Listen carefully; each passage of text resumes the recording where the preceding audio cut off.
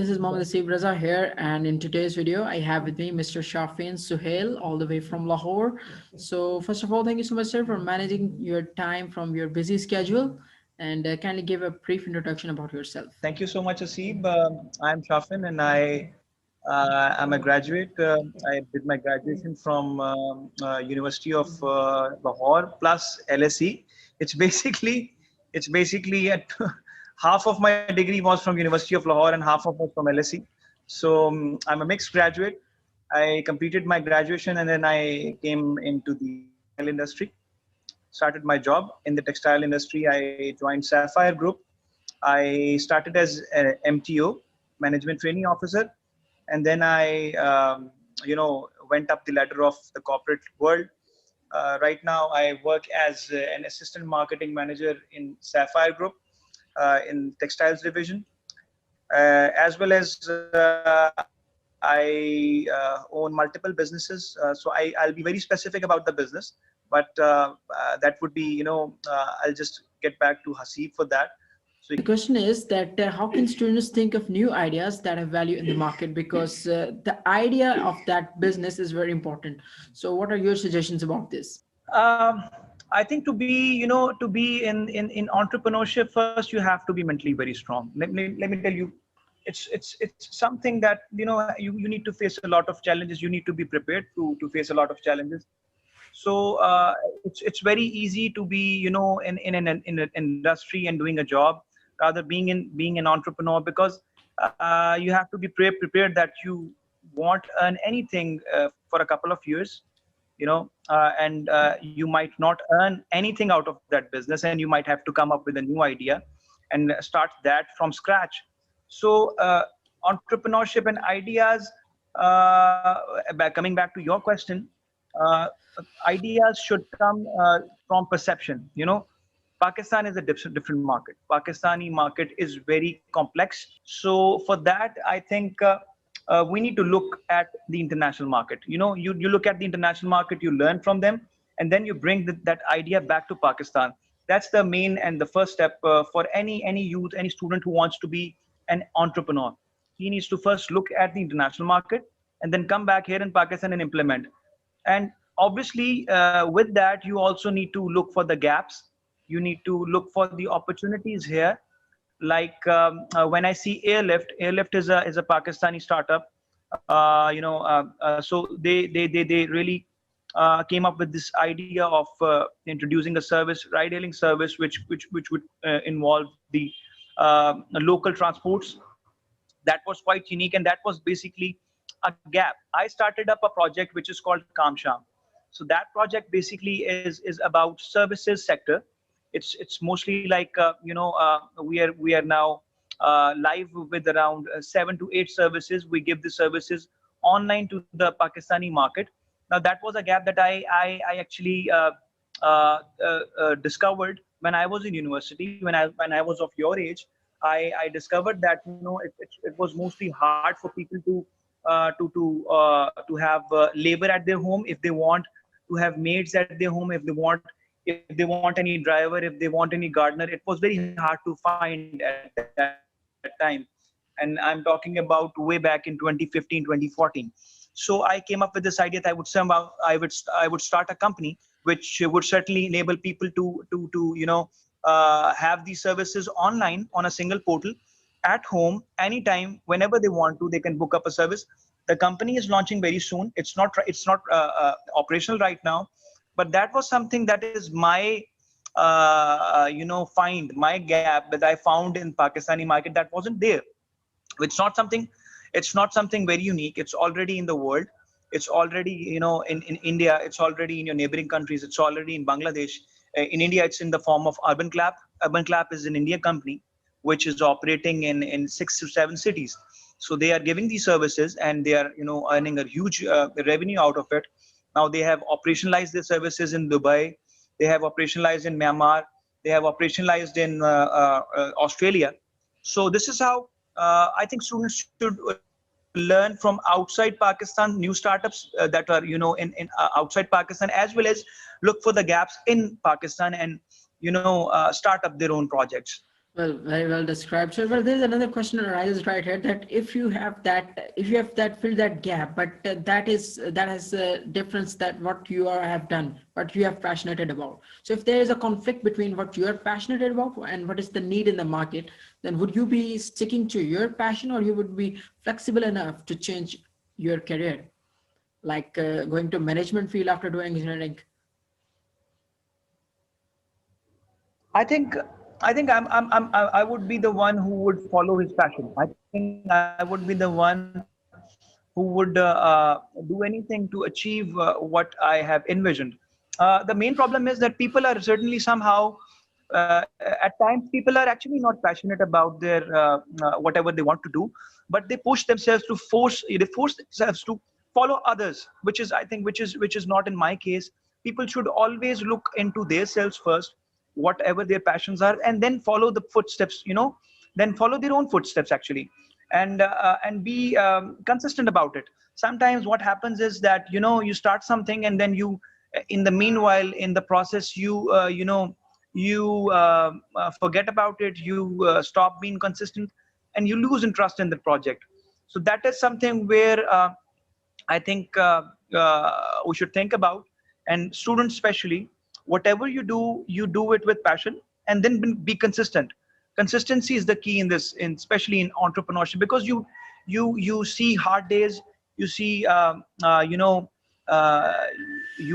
have no money, you have certainly somehow, and some days you go without food, you go with every anything that is your necessity, without anything. So passion, I may say, is the key here. Okay, yes, very well said. The consistency and the passion is always your need.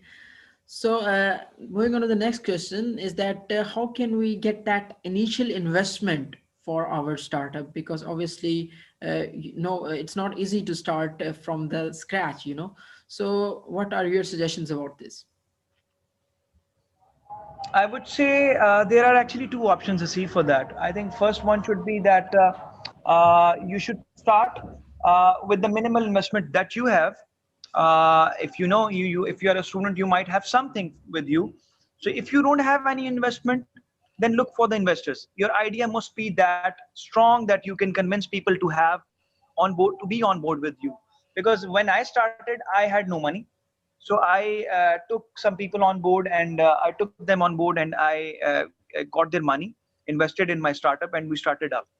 So sometimes you don't have money, but you have a strong idea, and then you can convince people to invest. Sometimes you have a little amount of money, and you invest it with risk that you will get it, get the money back. So it's two-way traffic basically. You have option. If you have if you have a strong idea, then you can do anything, I must say. Because I had no money, literally no money, I made it. I convinced people to invest, and then I succeeded in that. So yes, that is the case. Yes, the business plan. Yes, the business plan. How can we create that business plan for our startup? Nasib, uh, business plan obviously is something that has to be written. There should be a manual where you start from. From starting from the financial statements, financial forecasting, to the marketing plan, to the management, to the administration plan, to the amount of people, to the amount of investment. Everything has to be well planned here.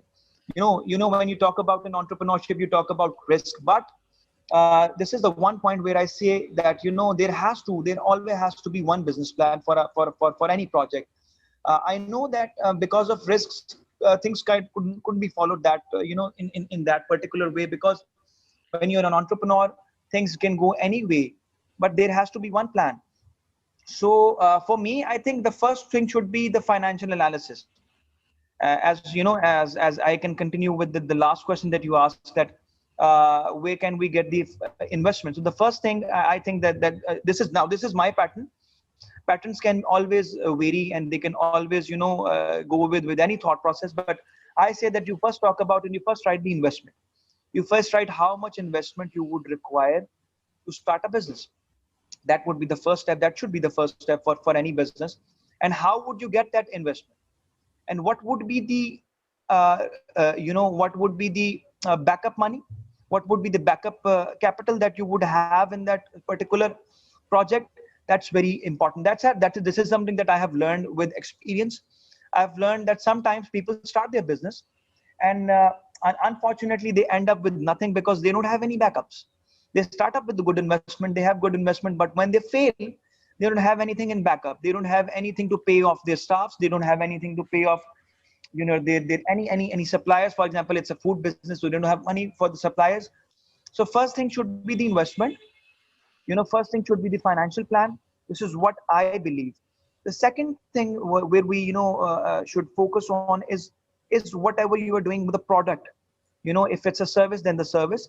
And if it's a product, then it must be the product. This is how I you can say make up a business plan, that I talk about the product with my team. Team building also is a part of it, but that would be something that would always be in the process. There would always be you will always be changing people, you always be replacing people. But the first step should be the investment. The second step would be the product. How strong is your product, and how strong is your idea, how strong is your service? So Yes.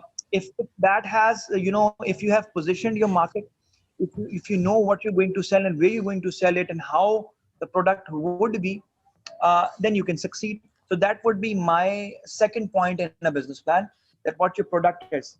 Now Yes. if I cut it down, if I cut this question down, the third thing that I would write in a business plan, business plan is very lengthy, but I'm just cutting it down to short points. The Yes. third thing should be the marketing plan. Because when you have when you have questioned the financial capability of one's pocket, one organization, the third thing should be the marketing strategy of that company. How you would going to market that product or service. uh, that should be unique. Never follow any I must say again, I'm very open about it, because I say marketing is something that that has to be done by heart. you know you have to connect with people. It's something that people always forget about. You have to connect with people, you have to connect with their emotions. And how would you do that? I think that has to take, that has a relationship with the relationship building. You have to build relationship with your customer. The Yes. customer is always, in India you say the customer is god. In Pakistan you say customer is very valuable. So you have to build personalized relationship with every customer possible. This is what people usually miss. People talk about, when you talk about marketing, people talk about positioning, people talk about segmentation, people talk about how you would create a tvc, how would you create a print ad, how would you design. But certainly somehow people always miss that the most important aspect of marketing is building relationship with the customer. But once the customer has as a personalized relationship with you, they would always come and enjoy your services. And with that, they would always compliment your service. And they would, once you have a good relationship with one person, they would always spread the word of mouth. Sometimes when you talk about conventional marketing, you talk about I'm sorry, you talk about one's product that has been used by a customer, but they don't usually recommend it to other people. So when you talk about recommendation of your service, that has to do with the relationship. So this is where I read relationship to number one in marketing. And then obviously the targeting, the positioning, the segmentation, the prospects that you talk about in marketing, the concepts that you read about in marketing, they are applied. How would you gather people? How would you convey the knowledge of the product? How would you convince people to buy your product? So that these points are secondary in marketing. And obviously after that, the HR policies, they're very important. We forget about it. But the HR has to be, uh, if your employees are happy with you, if your employees are comfortable working in your organization, uh, you would see a lot of productivity. You would see a lot of what you call it, improvement, progress, prosperity in your organization. Because it has a lot to do with obviously the marketing thing, marketing strategy. If a manager who's working for you is happy, he would definitely convey a good word of mouth about you to the customer. So HR policies are very important. They also have to be taken care of when you are writing a business plan. Obviously administration with that. These are the I think the most important points. And obviously business plan is long enough thing to discuss it. It would take my an hour to discuss it, but these are the most important points. Yes, yes, very well described, sir. So we have this now we have got that investment, that idea, and that marketing plan, and that HR policy. But there's another thing we have missed, I guess, that is the team. We have to be with the right people to be successful in the business. So how can we get that right people? How can we avoid hiring wrong people for our startup? Because the team is the main thing for our business to grow successfully. So, what do you think about this, and what would be your thoughts about this? See, I'm very unconventional in this way. I usually feel that sometimes wrong people could be wrong people, as you call it, wrong people or right people. Sometimes a bad employee can be turned into a good one. Trust me, I mean, I've done it. Sometimes it happens that when you hire people, you give them chances, they're wrong, they're bad, and sometimes they're turned into a good. So that has to do with the HR policies, that has to do with how the employees are treated. I can tell you one thing: every employee can be trained, everyone can learn, with the right amount of attitude. So the only thing that has to be taken care of is the attitude. A software can be learned, Excel can be learned, Oracle can be learned, any software can be learned. uh, every skill can be learned. The knowledge of the business can be learned. So I would always, even I'm I'm sort of unconventional in a way that even if my employees don't have a degree, I would hire them and give them the knowledge about everything that I have about my business. The only thing I would look for is the attitude. How an employee is behaving on the job. Is he punctual? Is he honest with his job or her job, in that matter, for that matter? If is he you can say, uh, is he convinced? Is he convinced to work hard? That's I think that's what you call the attitude. So if the attitude is positive, everything else can be learned about the business, everything else can be learned in this job. So I think when you are hiring people, this should only be the only motive should be uh, checking the attitude. And that's I'm also against one thing, and that is judging people on just the interview. I think everyone should be given one chance at least, because you cannot certainly judge everyone or anyone for that matter in just one interview of 15 minutes. You have to give them at least a week. So I say, when you interview people, just give them a probation period, give them an internship if you're a big organization, and give them time to learn. And you think their attitude is right, and they've given right amount of time to learn things, they can be hired, and you can have a Yes. good team. Yes, yes, exactly. That's very well said. So moving on to the last question, that is, how can we stay connected with high-profile entrepreneurs? Because we obviously need help when we are starting a business, a new business. Then we need a help from those people who have already done that kind of a business, because they have that experience of that of doing that kind of things already. So how can we stay connected with the experienced people, those high-profile entrepreneurs? I think the question is that how do we connect with people? I Yes, think that's the question. How would with we connect with them? those who already done that kind of a business. Yeah. I think networking is very important. Yes, Networking is very important, and that has to do with you have to be very active on the social media platforms. Number one, just like LinkedIn, and even for that matter, I sometimes recommend Facebook as well, because I have made a lot of connections. I have made a lot of networks on Facebook. You are one of them. yes, So Facebook is very important somehow. And LinkedIn, the whole social media network sites, they're important. Other than that, you can always stay connected. I think you should reach out to people. That's the most important part. You should personally reach out to people. You can always have an email ID of any, you know, you call it serial entrepreneur. You can always have their number, because these are the people who are always available to people, because they know how it feels to, get on top of that mountain. So you reach out to them over email, you reach out to them over their cell phone, you can reach out to them over a message. I can tell you that someday, they would definitely get back to you. You can always attend seminars where these people are, keynote speakers. You reach out to them, you ask questions, you catch their eye. That's very important. Sometimes you can catch their eye, and they stay connected with you because of that.